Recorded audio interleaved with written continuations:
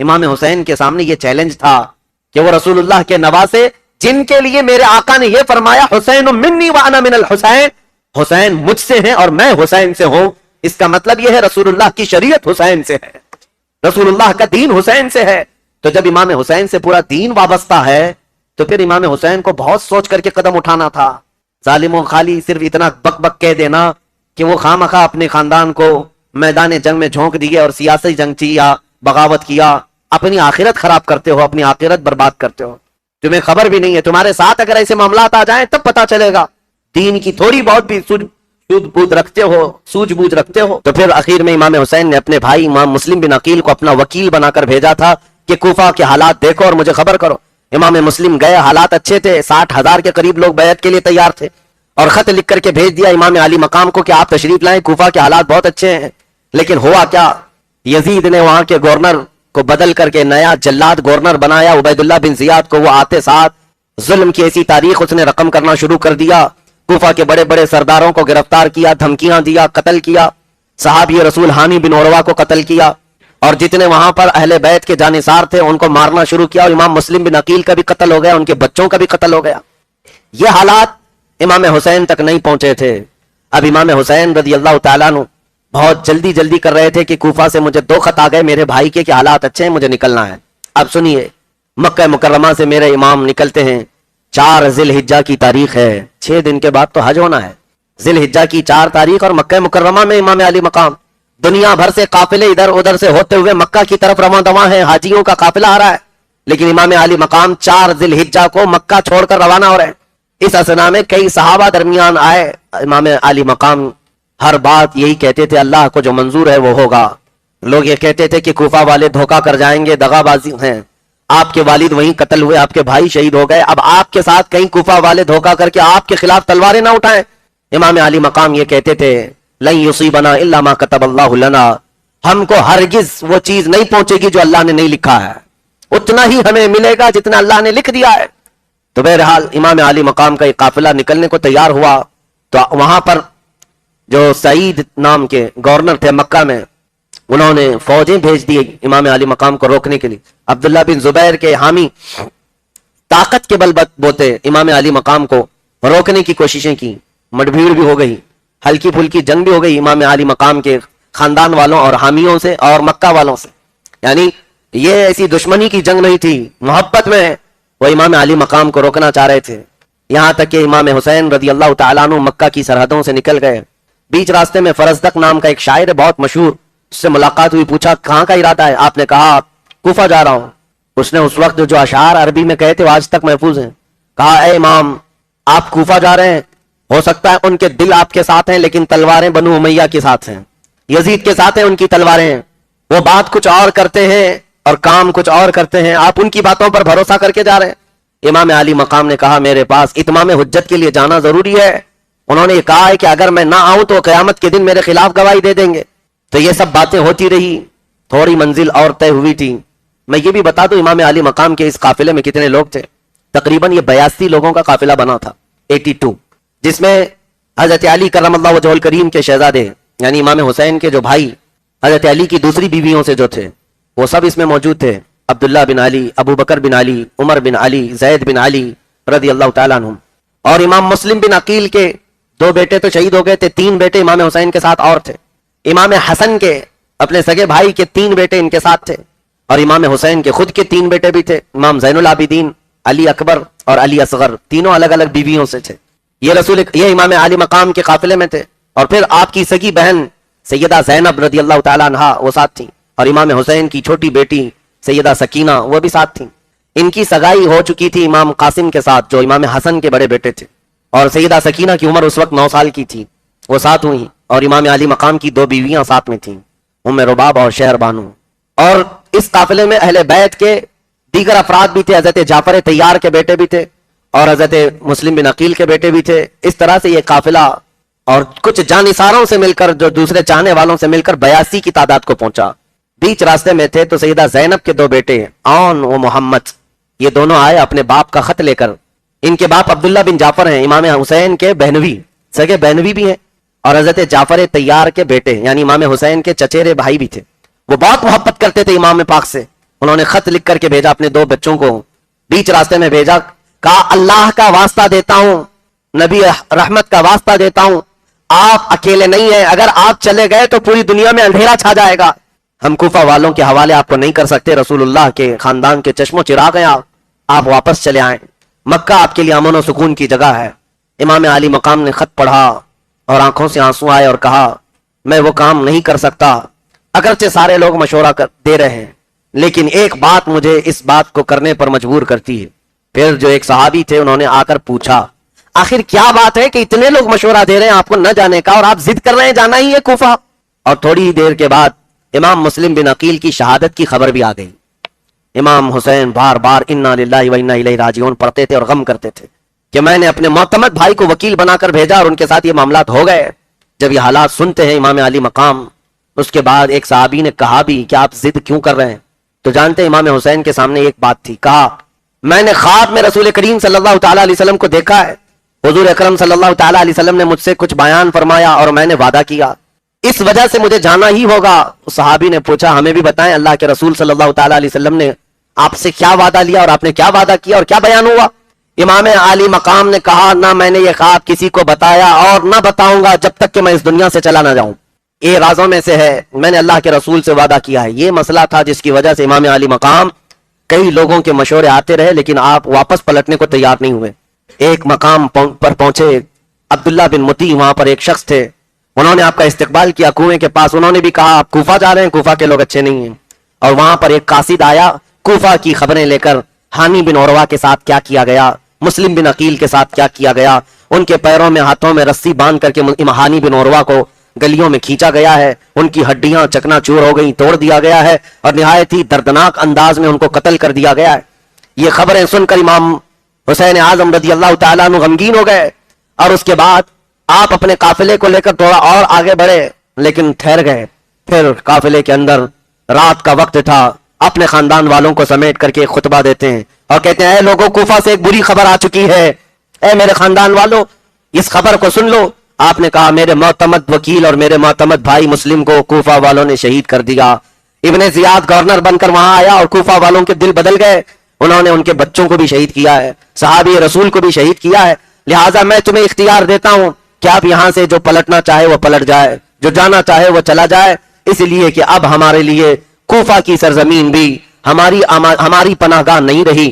یہ سن کر کے کچھ عرب کے قافلے یا عرب کے لوگ جو ساتھ ہوئے تھے وہ ایک کے بعد دیگرے چھٹتے چلے گئے, نکل گئے, اور یہ قافلہ جانثاروں کا وہی باقی رہ گیا جو مدینے سے چلا تھا.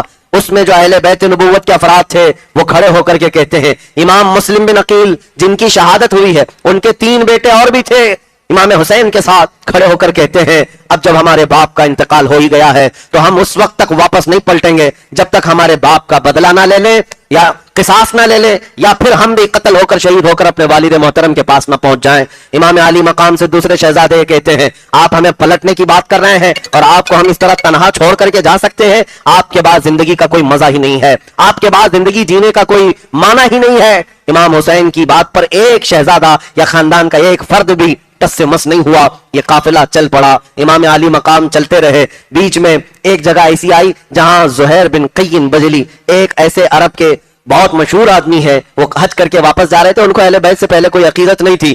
امام حسین نے ان کو بلوایا, وہ خیمے میں تھے, انہوں نے منع کر دیا میں ملنا نہیں چاہتا.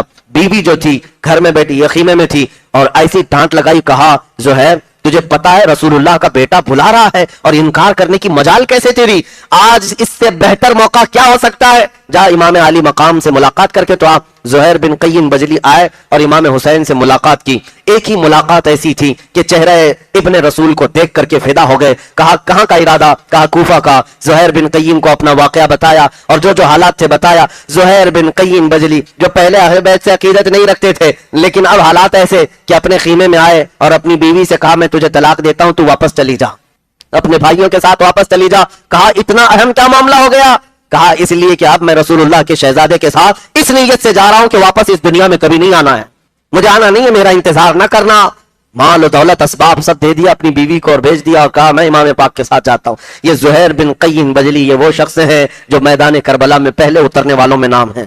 یہ یہاں سے 7 جو ہوئے اور پھر یہ امام علی مقام کا قافلہ جب آگے بڑھتا ہوا ایک علاقہ زبال آیا وہاں پر انہوں نے قیام کیا. تو اب یہاں پہنچتے پہنچتے امام عالی مقام کے قافلے کو 1 محرم آ چکی تھی. محرم کی پہلی تاریخ تھی اور اس وقت 60ویں ہجری چل رہی تھی. 1 محرم کی تاریخ تھی.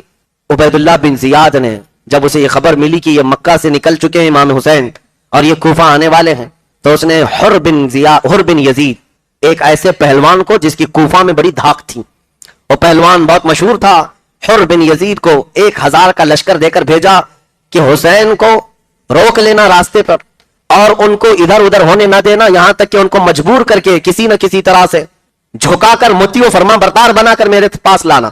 حر بن یزید یہ پہلا لشکر ہے جو کوفہ سے نکلا تھا امام علی مقام کے راستے کو روکنے کے لیے. 1000 کا لشکر لے کر کے وہ آیا اور جیسے امام علی مقام کے پاس پہنچا تو امام حسین نے دیکھ کر سمجھ لیا کہ اب حالات بدل چکے, یہ وہ لوگ ہیں جو خط لکھ لکھ کر کے مجھے بلائے تھے اور وہ لوگ اس فوج میں آج سامنے آئے ہوئے.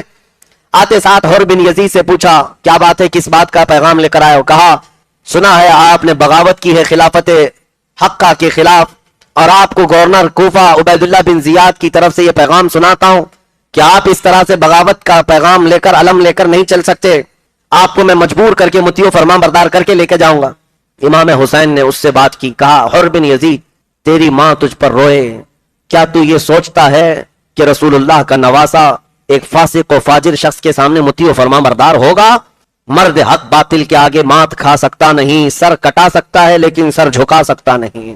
حر بن یزید سے کہا تو جواب میں حر بن یزید نے کہا اے حسین, عرب کا کوئی دوسرا آدمی مجھے یہ کہا ہوتا کہ تیری ماں تجھ پہ روئے تو میں اس کو پلٹ کر کے جواب دیتا, لیکن مجھے آپ کی ماں کی حرمت پاتا ہے, میں آپ سے یہ بات نہیں کہہ سکتا کہ آپ کی ماں پر روئے, میں ادب کرتا ہوں, آپ کی ماں رسول اللہ کی بیٹی ہے.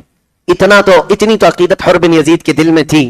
امام حسین سے کہا کہ آپ کیوں نکلے ہیں اور کیا چاہتے ہیں؟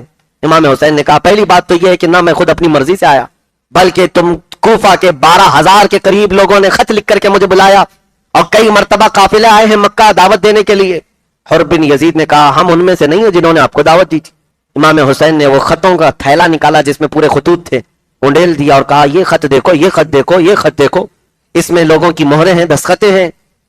حر بن یزید نے سب خط دیکھے اور اس کے بعد کہا یہ اور لوگ ہیں جنہوں نے آپ کو بلایا, ان میں سے ہم نہیں ہیں, ہم نہیں ہیں. حالانکہ اس کی فوج میں کئی لوگ تھے جن کی دستخطیں موجود تھیں. امام حسین ان کو پکار پکار کر کے پوچھتے تھے, لیکن وہ سارے کمینہ خصلت لوگ اپنے سر جھکائے کھڑے تھے, بات نہیں کرنا چاہتے اور کہتے کہ ہم نے اس طرح سے آپ کو نہیں بلایا تھا, اس طرح سے نہیں بلایا تھا. بات بدل گئی تو پھر امام حسین نے کہا دیکھو اگر معاملات ایسے ہیں کہ تم نے نہیں بلایا ہے مجھ کو تو واپس جانے دو مجھ کو, اور اگر تم یہ چاہتے ہو کہ میں کوفہ نہ آؤں تو مجھے واپس جانے دو, میں واپس چلا جاؤں گا. یا اگر تم یہ چاہتے ہو کہ میں کوفہ نہ آؤں تو مجھے دمشق لے کر کے چلو, یزید کے پاس, میں بات کر لوں گا, جیسے میرے بھائی امام حسن نے امیر معاویہ سے بات کی تھی, میں بات کروں گا. اور یہ بھی منظور نہیں ہے تو پھر مجھے کسی ساحل سمندر کی طرف بھیج دو, میں اپنی بقیہ زندگی وہاں گزار لوں. یہ اتمام حجت کے لیے امام حسین نے کہا تھا, کیونکہ اپنی طرف سے یہ کہنا ضروری ہے کہ زبردستی اپنی جان کو جوخم میں نہیں ڈالنا ہے, اپنے خون سے کسی کو رنگین نہیں کرنا ہے. حر بن یزید نے کہا آپ نے اچھے مشورے دیے ہیں, میں یہ باتیں پہنچاؤں گا عبید اللہ بن زیاد کے پاس, یہ باتیں پہنچاؤں گا. حد تو یہ ہے میرے عزیزوں, نمازوں کا وقت ہوتا, ظہر کا وقت ہوا, امام علی مقام کے ہاں سے اذان ہوئی. آپ نے حر بن یزید سے پوچھا, اس کے پاس 1000 کا لشکر ہے, امام حسین کے پاس 82 لوگ ہیں. امام حسین یہ پوچھتے کہ ہماری جماعت قائم ہو رہی ہے, تمہاری نماز الگ ہوگی یا ہمارے ساتھ؟ حر بن یزید کہتا کہ جماعت تو ایک ہی ہوگی, امام آپ ہی ہوں گے. میدان مقابلین کا ہے, دو اپوزٹ جماعتوں کا ہے, لیکن خدا کی قدرت دیکھیں, ان ظالموں کے دل میں بھی یہ بات تھی امام تو رسول اللہ کا نواسا ہی, نمازوں کی امامت کے لیے امام حسین ہی تھے. یہاں تک کہ یہ 1 محرم سے لے کر یہ معاملات چلتے رہے, 5 محرم آ گئی, کنٹینیو حر بن یزید امام حسین کے ساتھ تھا, یا تو ان کا راستہ روکتا یا ان کو کسی طرح آگے بڑھنے کے لیے کہتا. ایک جگہ آئی بنی مقاتل, وہاں کے علاقے کو کہتے ہیں, وہاں پہنچنے کے بعد حر بن یزید نے کہا ہم آپ کو مجبور کرنا چاہیں گے اس لیے کہ میں حکم کا پابند ہوں. امام حسین نے کہا میں نے جو 3 شرطیں دی تھی اس کا کیا ہوا؟ کہا میں نے پیغام بھیجا ہے, اس سے پہلے میں کوئی کام نہیں کر سکتا. پھر اسی نے یہ مشورہ دیا کہ ایک کام کریں, آپ کوفہ کی طرف بھی مت جائیں, دمشق کی طرف بھی مت جائیں, تیسرا کوئی راستہ لے لیں, میں آپ کے آگے پیچھے چلتا رہوں گا, جنگ نہیں کروں گا, لیکن جس کام کے لیے مجھے بھیجا گیا وہ کروں گا. امام حسین نے کہا ٹھیک ہے, تیسرا راستہ لے لیا. تیسرے راستے پر چلتے رہے اور تیسرے راستے پر چلتے چلتے ایک علاقہ آیا جہاں پر آپ نے پڑاؤ کیا. شام کا وقت تھا اور قافلے کو اتارا گیا، دریائے فرات کنارے تھا، اور جیسے ہی آپ نے وہاں پر اتارا اور اپنی تلوار کے ٹیک سے امام حسین بیٹھے ہوئے تھے، اونگ آ گئی، نیند آئی اور خواب دیکھا، اچانک اٹھ کھڑے ہوئے اور انا للہ و انا الیہ راجعون پڑھنے لگے۔ سیدہ زینب جو آپ کی ہمشیرہ، آپ کی بہن ہے، قریب آئی، کہا بھائی جان کیا بات ہے، کوئی ڈراؤنا خواب دیکھا؟ کہا کوئی کہنے والا ہم سے کہہ رہا تھا قافلہ چل رہا ہے اور موت قریب آ رہی ہے، موت قریب آ رہی ہے۔ یہ 7ویں محرم کا دن آ رہا تھا، 6 محرم ہو چکی تھی، 7ویں محرم آ رہی تھی، شام کا وقت تھا۔ آپ نے پوچھا اس علاقے کا نام کیا ہے؟ لوگوں نے کہا اس جگہ کو کربلا کہا جاتا ہے۔ آپ نے ایک آہ بھری اور کہا ہذا موضع رجالنا ومحط رحالنا ومناخ رکابنا۔ امام علی مقام نے کہا یہی وہ جگہ ہے جہاں ہمارے اونٹ بٹھائے جائیں گے، ہمارے سامان اتارے جائیں گے، وہ مقتل رجالنا، یہی وہ جگہ ہے جو ہمارے بہادر شہید کیے جائیں گے، میں نے سنا ہے۔ اور پھر آپ نے اپنا قافلہ اتار دیا۔ یہ وہ جگہ تھی میدان کربلا۔ اس وقت کوئی آبادی قریب میں نہیں تھی، کوئی آس پاس گھر نہیں تھے، آبادی نہیں تھی، دریائے فرات قریب تھا، لیکن ابھی دوسری صبح ہونے کو تھی کہ عبید اللہ بن زیاد نے کیا کیا۔ ایک شخص ہے عمرو بن سعد، تاریخ میں ایک ایسا نام ہے میرے عزیزو، یاد رکھو، سعد ابن ابی وقاص جو رسول اللہ کے صحابی ہیں، 10 مبشرہ میں سے ہیں۔ یہ کون سعد ابن ابی وقاص؟ جن کے متعلق میرے آقا فرماتے بی ابی انت و امی ارمی یا سعد۔ جنگ کے میدان میں ایک مرتبہ حضور نے سعد بن ابی وقاص سے کہا تھا میرے ماں باپ تجھ پر قربان ہو اے سعد، تیر چلا، میرے ماں باپ تجھ پر قربان ہو۔ ایک ہی صحابی ہیں جس کو رسول اللہ نے فرمایا، وہ سعد بن ابی وقاص ہیں، ایران کے فاتح، عراق کے فاتح سعد بن ابی وقاص۔ ان کا بیٹا ہے یہ عمرو بن سعد۔ یزید کی طرف سے اس کو رے نام کا ایک علاقہ ایران کا، وہاں کے لوگ باغی ہو گئے تھے، بغاوت کر گئے تھے، اس کو فتح کرنے کے لیے بھیجا گیا تھا کہ اس مہم کو ختم کر کے آؤ، اور پھر اس کو یہ لکھ کر کے بھی بھیجا گیا کہ رے کی حکومت تمہیں دے دی جائے گی۔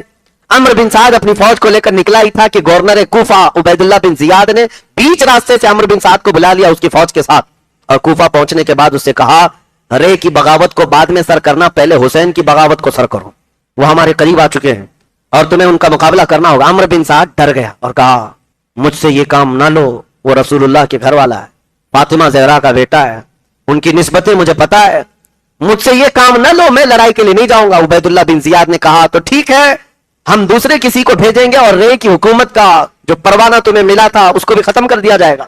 دنیاوی لالچ ایسی ہے میرے عزیزو، ایمان غارت کر دیتی ہے۔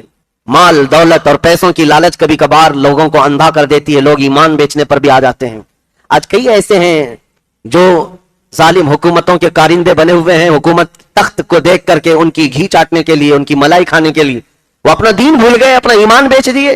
ان کو راضی کرنے کے لیے کیا کیا نہیں کرتے، آج بھی یہ حالات ہیں۔ عمرو بن سعد صحابی رسول کا بیٹا پلٹ گیا اور کہا میں ہی جاؤں گا حسین کے مقابل میں۔